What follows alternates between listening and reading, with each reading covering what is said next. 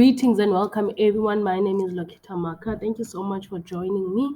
If you are new to this channel, please subscribe. If you're a returning subscriber, welcome back, welcome back. Thank you so much for joining us again. So today I'm back with the agricultural sciences content, and in this session we are discussing grade 11 content, guys. I know I have been mising grade 11, but hey, I'm back. Forgive me for mising you guys. But hey, we're going to start with plant studies because that's definitely what you're doing this term. So we need to stay relevant, of course.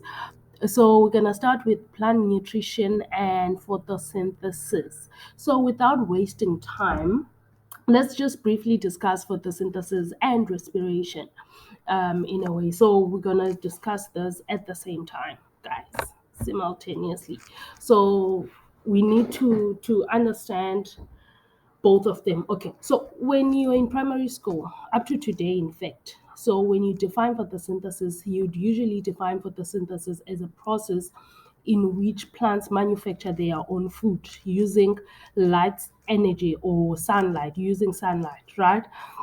And now, how does this process, okay, so this is something that you have been learning, and so please don't get bored and don't think that it's different from what you learned from grade 4 or grade 5 or even grade 8. Just because now you're in grade 11, it doesn't change. Photosynthesis is photosynthesis. So how does this happen? Now the plants convert light energy into chemical energy, right? So they use sunlight in order to convert light energy. And then at the end, they release oxygen. Now, in this case, oxygen is the byproduct of photosynthesis. And now, this is the oxygen that we breathe in, right? We carry this oxygen um, with us so that now the respiration can okay, right? And also so that we can generate these cells can generate the ATP, right? So we breathe in oxygen that is produced by plants through the process of photosynthesis so that our cells now can carry out this other process now, which is cellular respiration, right? So these two, they complement each other. They are both biological reactions and they complement each other, right? So they are, in a way, they are in a mutual relationship. They are beneficial to one another. Photosynthesis cannot occur without respiration, and respiration cannot occur without photosynthesis. So now let's look at the compounds that are usually found. So for these processes now to occur, we need, obviously we need oxygen, we need carbon dioxide, we need water, we need energy, right? Sun energy or light energy. Now, this is only on photosynthesis, right? Then at the end of the day, now, once these plants get this carbon dioxide, they get this water, they get this sunlight, then in return, they produce carbohydrates and they also produce oxygen, right? Now, these carbohydrates are stored in a form of glucose. So basically, the chemical energy now that is produced, is then stored in a form of glucose, which are carbohydrates, right? So one of the things that we need to notice that photosynthesis process occurs mainly within the leaves. However, the carbon dioxide is obtained through the stomata, the water is obtained through the roots. So, as much as it occurs in the leaves, the process itself occurs in the leaves, but we get all these other products that are needed from different parts of the plant, right? And the sunlight now is also absorbed by the chlorophyll, right? Which is located in the chloroplast, right? So this is basically the site of photosynthesis. And again, now, as our byproduct, the oxygen is then released through the stomata, right? Then now, coming to the respiration, right? Oh, no, before I move to respiration, another thing that you need to note now is the importance of photosynthesis. Why do we need photosynthesis, right? Remember, we had said that plants produce their own food through the process of photosynthesis. So, now how does this help? How does this process help us, right? Now, it helps with the production and renewal of the atmospheric oxygen, right? And also the provision of food, guys. Without photosynthesis, then most plants wouldn't be able to produce food, of which this is food that we need, the food that the animals need, right? And also, it helps to reduce carbon dioxide in the atmosphere. Then we come to respiration. So now, as I have mentioned earlier, that this is the reverse of photosynthesis. So now the differences between the two, when we are looking at the respiration, the cellular respiration, respiration occurs in all living organisms, whereas now photosynthesis only occurs in phototrophs. So now these are all green plants, they include bacteria, of course, and also some algae, right? Now, again, with respiration, the whole process now of respiration will occur in the mitochondria, whereas photosynthesis, the process will occur in the chloroplast. Another important thing to note is that when it comes to respiration, oxygen as well as glucose are the reactants of this process, right? Whilst photosynthesis, the reactants are carbon dioxide, water, and light energy. But in return, the byproducts of photosynthesis will then be oxygen and glucose, whereas in return, the byproducts of respiration will then be carbon dioxide and water, right? So it's vice versa, right? Now,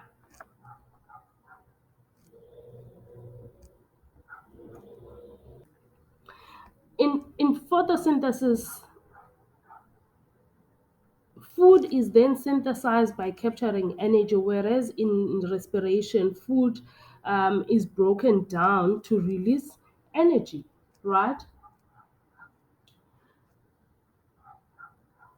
Then we've got what we call for photosynthetic pigments. Now let's look at pigments that are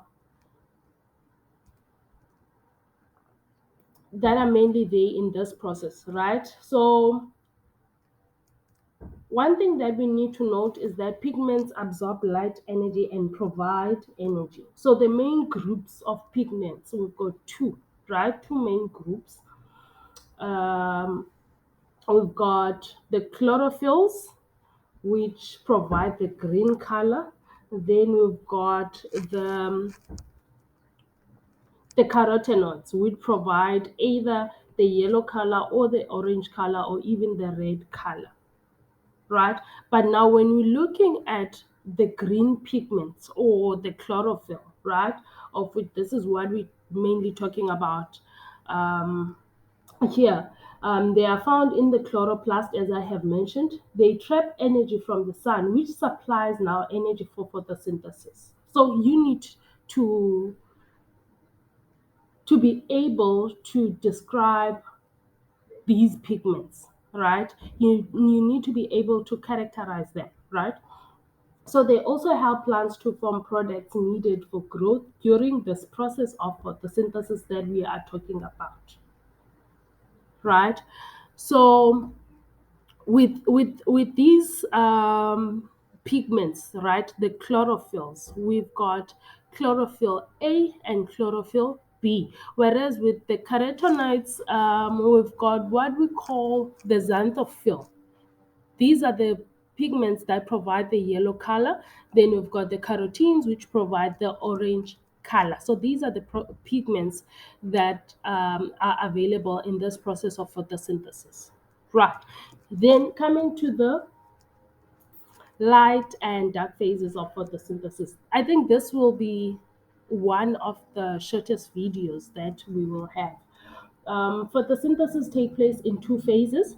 So they take place in both the light phase, which is a light dependent phase, and the dark phase, which is the light independent phase. So now what happens in the light phase? Basically, in this phase, light is needed to produce organic energy, energy molecules, ATP and NADPH. Right now, if you know the full name of these, please write them down on the comment section below so that I can see that you were listening, you were here, you have joined me.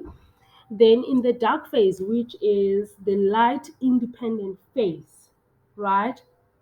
There is no light needed. Instead, now the dark reactions use the ATP and the NADPH to produce energy molecules, right? So when we're looking at the light phase, right, this will occur in the thylakoid membranes, right, of the chloroplast, right?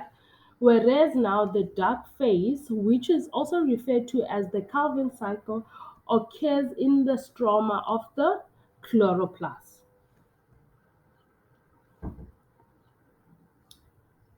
So plants store excess energy, nutrients, or water in storage organs for future growth, right?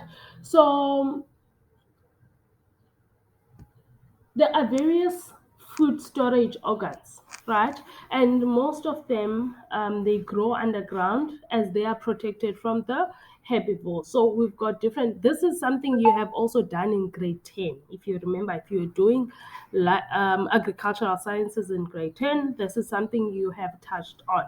So we've got roots, root plants, or tubers. Now, these are the storage organs, right? So, for example, carrots and radish. So, these are the foods or the plants that store food on their roots. So carrots store food on their roots, and now this will take you back when we prepare food. We use roots, right? Then we've got stems.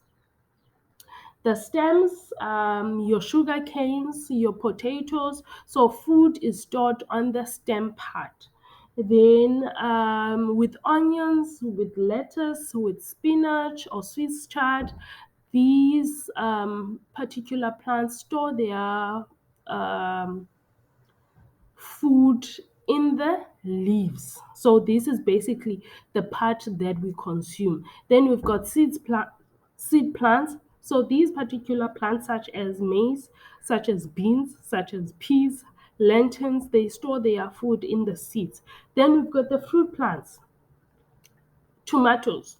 Tomatoes store their food in the fruit part of the plant. So they store the food in the fruit part of the plant. If you see a tomato tree or a tomato plant, you're not gonna eat the leaves, you're not gonna eat the stem, you're not gonna eat the roots, but you're gonna eat the fruit that comes from that plant, right? And now you will realize. Now let's look at the rate of photosynthesis.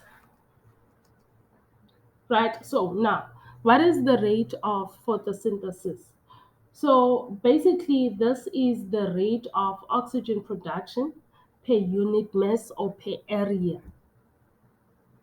Now, where this occurs in green plant tissue. So it is the rate of oxygen production per unit mass or unit area of green plant tissues, or per unit weight of the total chlorophyll. So there are various factors now that affect the rate of photosynthesis. Now these include temperature, these include light, these include carbon dioxide, these include water.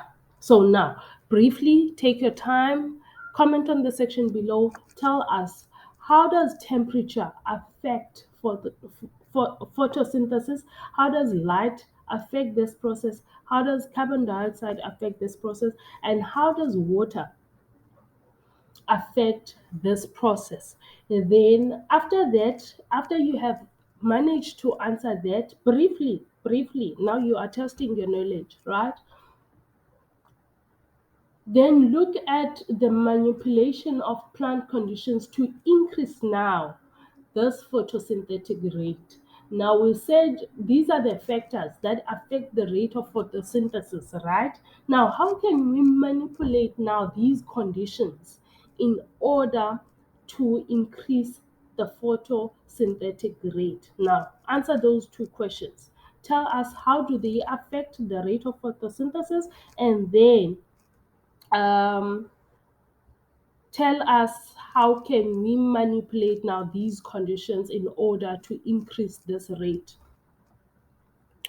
Otherwise, that's it from me, guys. Thank you so much for joining me. I'll be back with another session which will be covering unit 2. And yeah, I cannot promise when, but definitely I will try before the end of the week next week. Oh no, this week. Probably by Friday it will be up. So I will try. As I have mentioned, I'm trying to catch up. So yeah, thank you so much.